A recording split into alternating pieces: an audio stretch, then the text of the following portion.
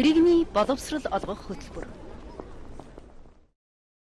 Боловсрол телевиз JED School of English хамтран үзүүлж байна.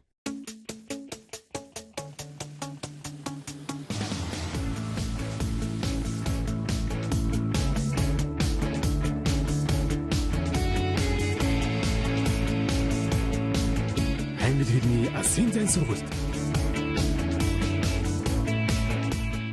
Сайн байцгаана үзэгчдээ, та бүхэнд энэ өдрийн мэндийг хүргье.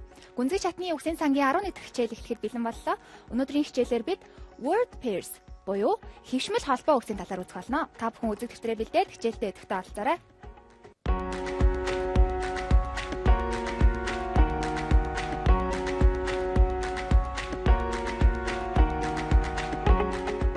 За өнөөдрийн сэдэв бол word pairs буюу хөвшмөл холбоо гэж байгаа тийм ээ. Тэгвэл англи хэлэнд and, or гэсэн үгсээр холбогдсон тогтмол хэллэгүүд буюу холбоо гэж байдаг байгаа. За жишээлх юм бол short and sweet гэсэн үгийг хамтдаа харъя тийм ээ. Short and sweet. За өгчлээд орчуулах юм бол богино ба чихэрлэг, богино ба сайхан гэж ойлгогдож байна тийм ээ. За тэгвэл товч тодорхой ойлгомжтой гэхийг ингэж хэлдэг байгаа. Нэг оцондоо хоёр үг and, or гэсэн холбоосоор холбогдоод нэгэн утга санааг илэрхийлнэ гэсэн үг ахна. Тэгвэл энэ үгийг өгүүлбэрт оруулж үзье. His speech was short and sweet. His speech was short and sweet. За түүний илтгэл тооч бөгөөд тодорхой маш ойлгомжтой байсан гэсэн утгаар орж байна тийм ээ. Тэгэхээр эдгээр үгсийг хөвшмөл холбоо гэж нэрлэдэг байгаа тийм ээ. Тэгэхээр яагаад ингэж нэрлэж юм гэхээр ерөөсөө байдлыг нь бол өөрчилж болохгүй гэсэн утгаар ингэж нэрлэдэг байна. Тэгэхээр бүгдээрээ sweet and short гэж бол хэлж болохгүй байна тийм ээ. Short and sweet. Ингээд хамтдаа and холбоосоор холбогдсон өөр бусад хөвшмөл холбоо үгсийг үздэхье. Ингээд эхний үгийг хамтдаа харъя. Wine and dine. Wine and dine. За утга нь дайлж цайлах гэсэн утгатай байгаа. За тэгэхээр ихэвчлэн альва хүнийг тийм ээ үнэтэй ресторанд дагуулж очиж дайлж цайлахыг ингэж хэлдэг байгаа. Жишээлх юм бол Our company wined and dined us for completing the project successfully. Our company wined and dined us for completing the project successfully. За энэ дээр бол манай компани удирдлагууд биднийг төслөө амжилттай дуусгасанд баяр хүргэж дайлж цайлсан гэсэн утгаар харж байна. За тэгэхээр энэ дээр бол үнэтэй ресторанд очиж хоолоор дайлсан гэсэн санаа гарч байна тийм ээ. За тэгвэл мөн энэ үгийг бүгдээрээ идэхгүй хэвдэр хэлж болно. We were wined and dined. We were wined and dined.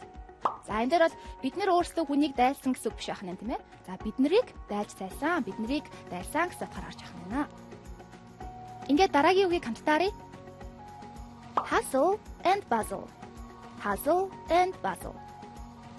За hustle гэсэн үгийн яг үндсэн утга нь бол яг бужигнаан гэсэн утгатай байгаа. Тэгвэл hustle and bustle гэд хамтдаа ороод ирэхээр мөн адилхан бужигнаан хөл хөдөлгөөн гэсэн санаа гаргадаг байгаа. Бужигнаан доолны хөл хөдөлгөөн. Жишээлх юм бол I want to live in a little cottage far away from the hustle and bustle of the city. За cottage гэж заслангийн байшин хэлдэг байгаа.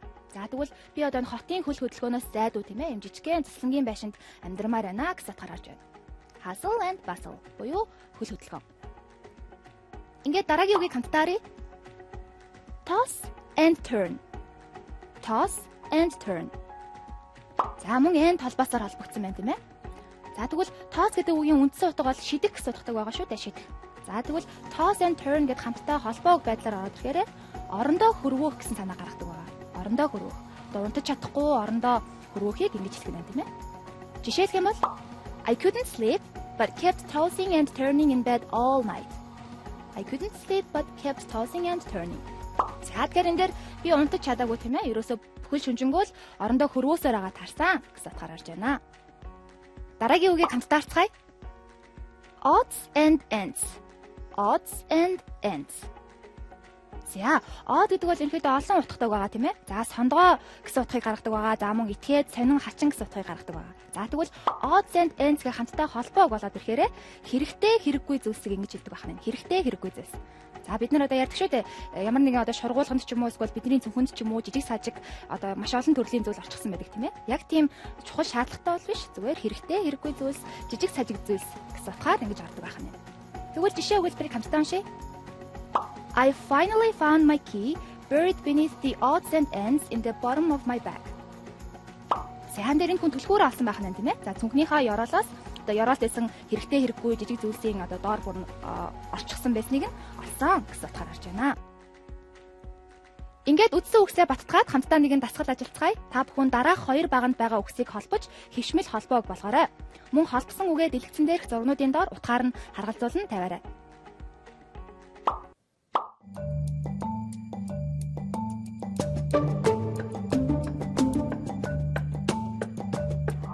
Зөв хариугаа хамтдаа шалгая. Hustle and bustle.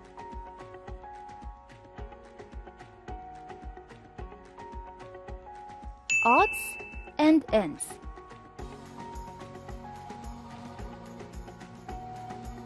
Wine and dine.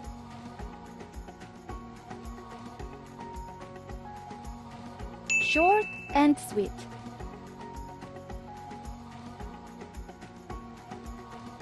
Toss and turn.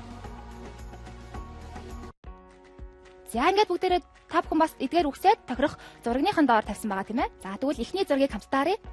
За энэ дээр энэ хүн бол унтаж чадахгүй одоо хонь тоолно гэж ярьдаг тийм ээ. Бүр тоолоод бүр унтаж чадахгүй хөрөөж байгаа хүн байна. За тэгвэл ингэж орондоо хөрвөхийг toss and turn гэж хэлж байгаа шүү дээ. Toss and turn.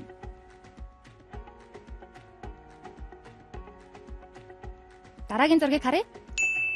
За, хоёр дахь зурган дээр бол одоо жижиг сажиг зүйлс маш олон юм жижиг сажиг зүйлс байна тийм ээ. Одоо яг хэрэгтэй, хэрэггүй, мэдэгдэхгүй юм олон төрлийн зүйлс байна. За тэгвэл иймэрхүү жижиг сажиг зүйлсийг odds and ends гэж хэлж байгаа тийм ээ. Odds and ends. Дараагийн зургийг харъя. За, энэ гурав дахь зурган дээр бол дэлгүүрт одоо маш олон хүн үйлчлүүлэгчид байна тийм ээ. Тэгэхээр маш их хөл хөдөлгөөнтэй байна энэ дэлгүүр. За тэгвэл олонний хөл хөдөлгөөнийг hustle and bustle гэж хэлэх нэ. Hustle and bustle.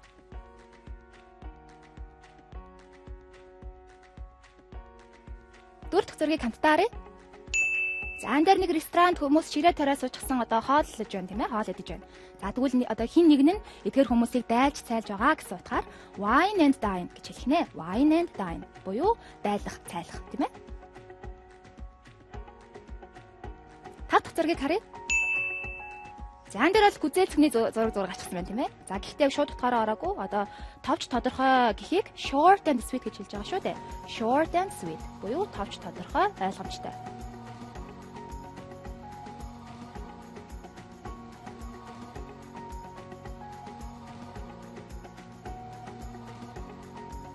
Ингээд энд холбоосоор холбогдсон хишмэл холбоо үгсийг өргөжлүүлэн хамтдаа үздэсгэе.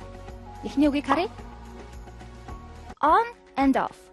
On and off. За, мэдээж шууд орчуулах юм бол одоо асаалттай бас унтраалттай гэж ойлгогдож байна тийм ээ. Асаах, унтраах. За тэгвэл одоо энэ хоёр үг маань нийлээд хаяа тун хаяада мөн алдаг оног гэсэн утгыг гаргадаг байгаа. Хаяа алдаг оног. За жишээлх юм бол it rained on and off all day. It rained on and off all day. За нөгөөлбөр дээр тийм ээ. Бүхэл өдөржингөө одоо тасралтгүй бол бороо орсон гэсэн үг биш байх нь. It rained on and off гэхээр заримдаа ороод одоо төр зогсоод ингэж зүсэрж арахыг хэлж байна гэсэн үг байна. Дараагийн үгийг хамтдаа харъя. Safe and sound. Safe and sound. За safe гэвэл бүгдээрээ мэдэж байгаа тийм ээ. Одоо аюулгүй гэсэн үг байгаа шүү дээ. Тэгвэл safe and sound гэдээ хамт орохороо эсэн мэд гэсэн санаа гаргадаг байна. Эсэн мэд. Жишээлх юм бол The missing boy was found safe and sound. The missing boy was found safe and sound. За одоо тэр алга болсон хүү тийм ээ. Алга болсон хүүг эсэн мэд олсон гэсэн утгаар харж байна. Safe and sound. Дараагийн үгийг хамтдаа харъя. Kiss and makeup. Kiss and makeup. За энэ дээр бол яг шууд утгаар өнөхөдөө орж байгаа. Makeup гэхээрээс нүур бодолтоос гадна эвлэрэх гэсэн санаа гаргадаг байгаа шүү дээ үйл үгээрээ. Тэгвэл үнсээд эвлэрэх буюу нэг өсөндөө зүгээр сайндах эвлэрэх гэхийг ингэж хэлдэг байна. Тэгэхээр заавал одоо хосуудын хувьд бол ингэж хэлэхгүй мөн найзуудыг ч гэсэн kiss and makeup гэж хэлж болдог байгаа. Ерөнхий утгаар болдог байна тийм ээ. Тэгвэл жишээ өгүүлбэрийг хамтдаа уншъя. Tom and I used to fight a lot, but always kissed and made up afterwards. За Том бид хоёр маш их мууддаг байсан, маш их зодтолдог байсан те. Гэхдээ дараа нь айгүй амархан эвлэрчдэг байсан гэсэн утгаар харж байна. Дараагийн үгийг хамтдаа харъя. In leaps and bounds. In leaps and bounds. За lip гэхээр яг үндсэн утга нь бол өвсрөх, харайх гэсэн утгатай байгаа. Тэгвэл lips and bounds гэдээ хамтдаа орохоор хурдтайгаар хурдан гэсэн санаа гаргадаг байгаа. Яг л одоо харайж байгаа юм шиг тийм ээ, хурдтайгаар хурдан. Тэгвэл жишээ өгүүлбэрийг хамтдаа уншъя. Her health has improved in leaps and bounds. Her health has improved in leaps and bounds. За түүний одоо эрүүл мэнд тийм ээ. Эрүүл мэндийн байдал нь тун хурдан буюу тун огцом одоо сайжирсан гэж байна. Ингээд хамтдаа эдгээр үдсэн үгсээ баттгаад дасгал ажиллацгаая. Та бүхэн дараах өгүүлбэрүүдийг англи руу орчуулаарай. Ингээд эхний өгүүлбэрийг хамтдаа харъя. Би англи хэлийг алдаг оног үтсээр бараг 10 жил болж байна. Гэхдээ сүүлийн үед миний англи хэл огцом сайжирч байгаа. За тэгэхээр энэ дээр бидний үдсэн үгсээс 2 гарч байна тийм ээ. Алдаг оног буюу хаяада за мөн огцом гэсэн утгатай 2 гарч байна. Та бүхэн эдгээр хоёрыг юу гэж хэлдгээ санаад өгүүлбэр орчуулаарай.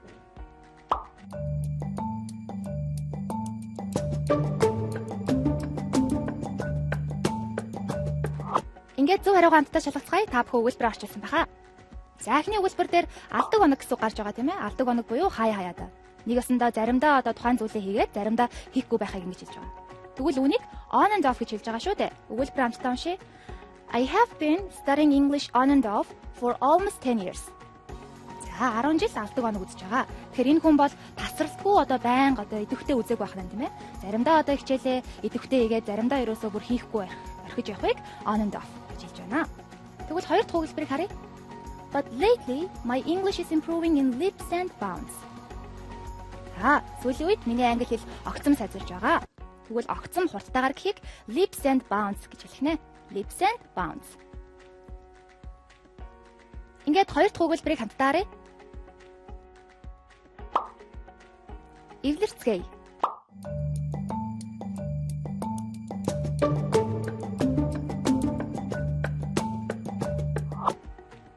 Зөв хариугаа хамтдаа шалгая. За энэ энгийн ганц үг байна тийм ээ, эвлэрцгээе. За тэгвэл эвлэрэх гэдгийг let's kiss and make up.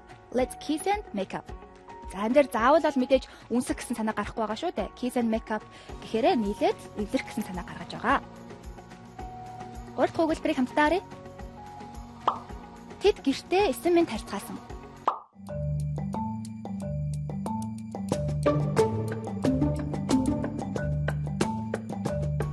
Зөв хариултаа хамтдаа шалгацгаая. За энэ өгүүлбэрийн хувьд бол эсэн минь гэдэг үгийг бүгдээр санах нь тийм ээ. Эсэн минь гэхийг safe and sound гэж хэлж байгаа шүү дээ. Safe and sound. За тэгвэл өгүүлбэрээ харъя. They returned home safe and sound. They returned home safe and sound. Бид нэр гэртээ эсэн минь буцаж ирсэн. Сая бид and холбоосоор холбогдсон нийт 9 хишмэл холбоог үзлээ. Та бүхэн шинэ үгсээ тэмдэглэн авсан байхаа гэдэгт найдаж байна. Ингээд үргэлжлүүлээд or холбоосоор холбогдсон хишмэл холбоог үздэцгээе. Ингээд эхний үгийг хамтдаа харъя. Sooner or later. Sooner or later. За, тэгэхээр ерөнхийдөө хизээ нэгэн цагт гэсэн санаа гаргадаг байгаа. Хизээ нэгэн цагт буюу someday in the future гэсэн утгыг гаргах нь тийм ээ. Тэгвэл жишээ өгүүлбэрийг хамтдаа харъя. You will find out the truth sooner or later. За, find out гэхээр олж мэдэх гэсэн утгатай байгаа шүү дээ. За, чи хизээ нэгэн цагт үннийг олж мэдэх болно. Sooner or later. Дараагийн үгийг хамтдаа харъя. More or less. More or less. За, энэ үгийг шууд одоо орчуулах юм бол тийм ээ. Арай илүү эсвэл арай бага гэж орчуулагдаж байна. За, тэгвэл найруулах юм бол одоо ойролцоогоор дунджаар гэхийг ингэж хэлдэг байгаа. Ойролцоогоор дунджаар. Тэгэхээр яагаад ингэж хэлж ийм гэхээр тэгээ хэлсэн тооноос нь арай их байж болно. Эсвэл арай бага байж болно. Яг ойролцоогоор дунджаар, тийм ээ. Тэгвэл жишээ өгүүлбэрийг хамтдаа харъя. It took 7 hours to get there, more or less. За, тэнд очиход ойролцоогоор 7 цаг болсон гэж байна тийм ээ. More or less. За, тэгвэл more or less гэсэн энэ үг байна. Одоо ойролцоогоор гэсэн утгыг гаргахаас гадна өөр бас утгаар ордог байгаа. Тэгэхээр хоёр дахь салаа утга нь almost буюу бараг л гэсэн утгыг мөн гаргадаг байгаа. Бараг л. Жишээлх юм бол I have more or less finished the book. I have more or less finished the book. За, тэгэхээр би энэ номыг бараг л дуусгасан гэж байна тийм ээ. Бараг л дуусгасан. Тэгэхээр яг бүрэн бол дуусгачаагүй, бараг л дуусгасан. More or less. Ингээд дараагийн үгийг хамтдаа харъя. Hit or miss. Hit or miss. За, мэдээж шууд орчуулах юм бол цохих, онох, эсвэл одоо онохгүй байх гэсэн утгаар орж байна тийм ээ. За нэг байны хувьд ярьж ах шиг байна онох эсвэл онохгүй байх. За тэгвэл найруулж орчуулах юм бол аливаа зүйлд одоо хайхрамжгүй байдлаар хандах буюу аливаа зүйлийг хайхрамжгүй байдлаар хийхийг ингэж хэлдэг байх нь. Тэгэхээр нэг осондоо төлөвлөөгүй одоо тэр тухайн байгаа онвол оног онохгүй бол одоо онохгүй байг ерөөс надад хамаагүй гэсэн утгаар ингэж хандахыг хэлдэг байх нэ. Тэгвэл жишээ өгүүлбэрийг хамтдаа харъя. She took dozens of photos, hit or miss, hoping that some would be good. За энэ дээр бол энэ нэмэгтэй тийм ээ хит хитэн зураг бол авсан байх нь хит хитэн зураг авсан. За гэхдээ яг сэтгэл гаргаж бүр аваагүй зүгээр л хайнга байдлаар зураг авсан. Энэ олон зургийн аль нэг нь бол гоё одоо сайн чанартай зураг олно гэдэгт найдсан гэсэн утгаар орж байна. Ингээд дахин нэгэн жишээг уншъя. He has a hit or miss way of doing things. He has a hit or miss way of doing things. За энэ хүний хандлагыг гаргаж байна тийм ээ. Тэгэхээр энэ хүн бол альва зүйл дүргэлж хайнга байдлаар ханддаг. Хайхрамжгүй байдлаар ханддаг гэж утгаар орж байна. Ингээд үтсэн бүх үгсээ дахин нэг баттгаж хамтдаа дадлах хэсгээ та бүхэн дараах дуунуудын хэсгээс сонсоод өнөөдрийн үтсэн үгсээс ямар холбоо өгснэг анзаараарай.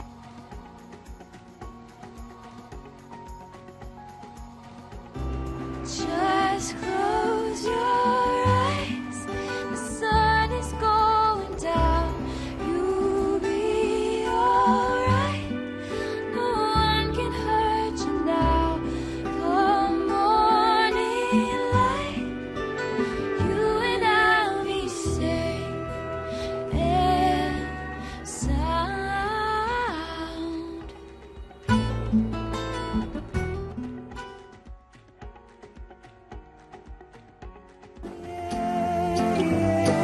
If you're tossing and you're turning and you just can't fall asleep, I'll sing a song beside you. And if you ever forget how much you really mean to me, every day I will.